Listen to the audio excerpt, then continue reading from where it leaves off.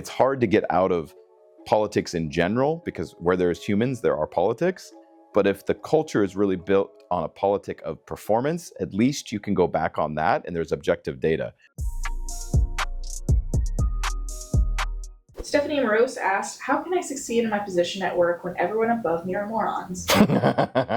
It's interesting. I almost never recommend this book, but as I'm hearing this question, Stephanie, I'm thinking to myself, wow, this might be the right book for you. So I'm going to take what you're saying at face value, that the people above you are morons. Now, I will say it is a human tendency and not very uncommon for people to think that they work for morons and they could do their job better than they do. And I'm not saying that is always wrong. I would suggest, though, it's not always right. But for the sake of the question, I'm going to assume you're accurate and they're morons. We have a couple of choices. I think really there's a couple that come to mind immediately that seem obvious. One, you could go try to find a place of employment where you're not working for morons. That may or may not be hard. And I laugh at this because sometimes we'll interview people and they'll come in and I'll notice their resume. They've had 3 different jobs in the last 3 years and they tend to leave after a year in each one of them. And I'll ask, well, why did you leave XYZ company? And they'll say, in not so many words, the boss was a moron. I'm like, yeah, that sucks.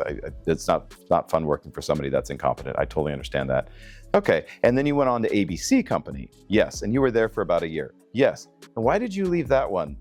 You know, the management, just not terribly bright.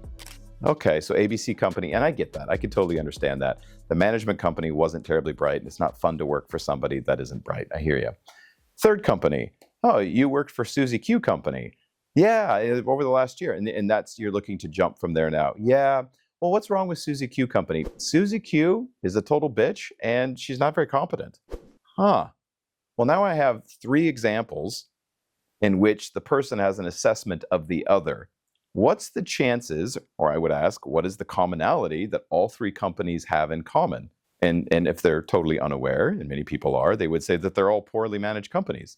And I'm not saying that couldn't be accurate. Statistically, it's possible, but there's a much higher chance that the person that's actually the problem there is the person that continues to experience this everywhere they go. And so first thing I would do is really assess the accuracy of that. Are they really moronic? If they are, I'm going to go back to the book that I almost never recommend, but it may be.